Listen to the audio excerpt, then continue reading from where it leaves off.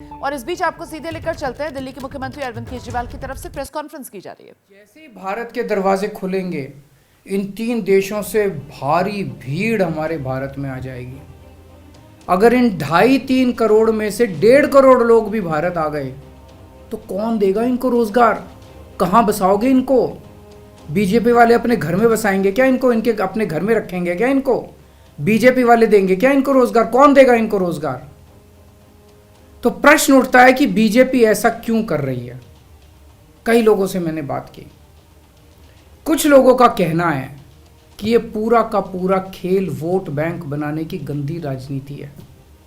इन तीनों देशों से 1.5-2 करोड़ लोगों को अगर भारत ले आया गया और उनको चुन चुन के इस तरह से देश के अलग अलग भागों में बसाया गया, जिससे जहां जहां बीजेपी के वोट कम हैं वहां झुग्गियां डाल के अगर इन लोगों को वहां बसाया गया तो वहां बीजेपी का एक पक्का वोट बैंक तैयार हो जाएगा। बीजेपी के वोट बढ़ जाएंगे और आने वाले इस चुनाव में तो नहीं, आने वाले भविष्य के चुनाव में बीजेपी को इससे बहुत बड़ा चुनावी फायदा मिल सकता है, ऐसा कुछ लोगों का कहना है।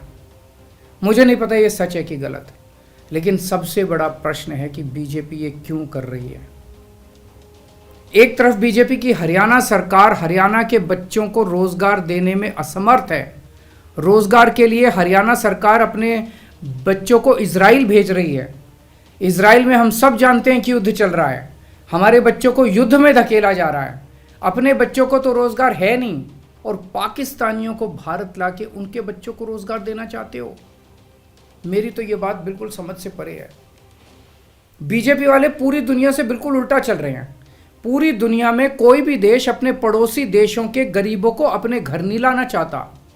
पड़ोसी देशों के लोगों को अपने देश में आने से रोकने के लिए पूरी दुनिया में हर देश तरह तरह के कानून बनाता है, बॉर्डर पे दीवारें लगाता है, बॉर्डर पे बिजली की तारें लगाई जाती हैं ताकि पड़ोसी देश का कोई भी व्यक्ति हमारे देश के अंदर ना आ सके। बीजेपी शायद अकेली पार्टी है पूरी दुनिया की जो पड़ोसी देश के गरीब लोगों को अपने देश में घुसाने के लिए दरवाजे खोल रही है, बिल्कुल उल्टा कर रही है। एक और बात है सोचने की, पिछले 10 सालों में 11 लाख से ज्यादा भारत के बड़े बड़े अमीर उद्योगपति और व्यापारी भारत छोड़ के चले गए। ये लोग भारत में फैक्ट्री चलाया करते थे, इंडस्ट्री चलाया करते थे, बड़े बड़े व्यापार किया करते थे, लाखों लोगों को नौकरी देते थे, रोजगार देते थे।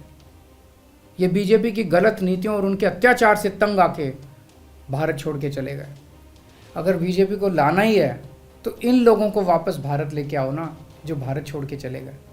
ये भारत आएंगे, इनके पास पैसा है, भारत में इन्वेस्ट करेंगे, नई नई फैक्ट्रियां खोलेंगे, नए नए व्यापार खोलेंगे, अपने बच्चों को रोजगार मिलेगा। ये क्या बदतमीजी है कि बांग्लादेश के, पाकिस्तान के और अफगानिस्तान के लोगों को हमारे देश में लाके बसाएंगे और उनको हमारे बच्चों के हक के रोजगार उनको देंगे। ये लोग कह रहे हैं कि 2014 के पहले आए हुए घुसपैठियों को इन नागरिकता दी जाएगी।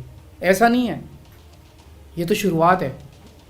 एक बार ये सिलसिला चालू हो गया, एक बार दरवाजे खुल गए तो फिर बहुत बड़ी संख्या में पाकिस्तानी और बांग्लादेश से लोग भारत में आने लगेंगे। आज बीजेपी कह रही है 2014 के पहले आए हुए लोगों को ही नागरिकता दी जाएगी। देख लेना, अगले चुनाव में ये बीजेपी वाले इस तारीख को बढ़ा के 2024 कर देंगे कि 2024 के आए हुए पहले वाले लोगों को दी जाएगी और फिर इसे और आगे बढ़ा देंगे।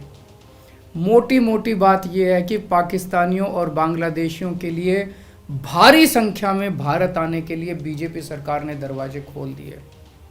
ये देश के लिए बेहद खतरनाक है और इसका सबसे ज्यादा खामियाजा उत्तर पूर्व नॉर्थ ईस्टर्न स्टेट्स भुगत रहे हैं, खासकर आसाम। आसाम के लोगों की भाषा और संस्कृति खतरे में पड़ चुकी है क्योंकि वहां पे बांग्लादेश से इतनी बड़ी संख्या के ऊपर इलीगल माइग्रेशन हुआ है। अब बीजेपी कह रही है कि इलीगल माइग्रेंट जो आए हैं उनको हम नागरिकता देंगे, उनको हम बसाएंगे, आसाम में बसाएंगे। आसाम के लोग बहुत नाराज हैं।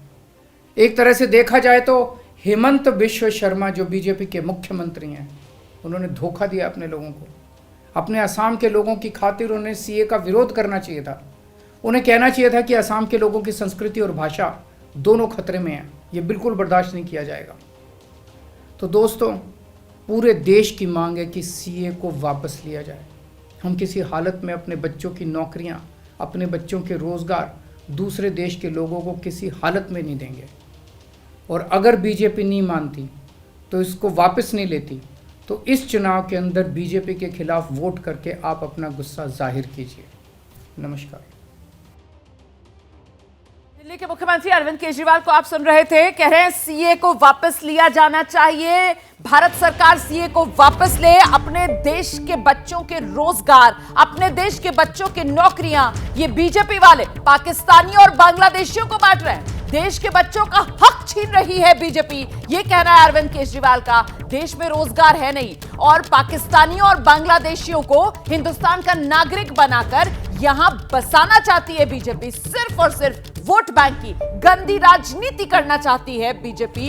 ये बड़े आरोप जो बीजेपी पर लगा रहे हैं अरविंद केजरीवाल। दिल्ली के मुख्यमंत्री अरविंद केजरीवाल सीए पर आकर अरविंद केजरीवाल का जोरदार प्रहार मोदी सरकार पर। अरविंद केजरीवाल की तरफ से कहा गया है सीए कानून के जरिए बीजेपी वोट बैंक की गंदी राजनीति कर रही है।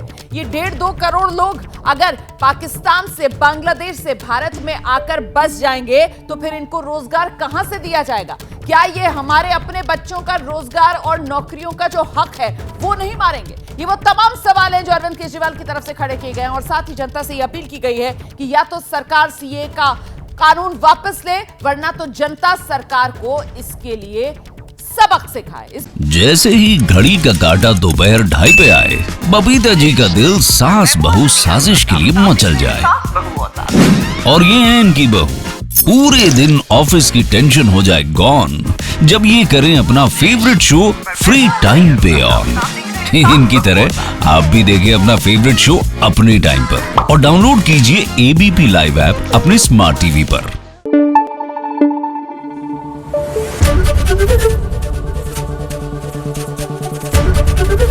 एबीपी न्यूज आपको रखे आगे।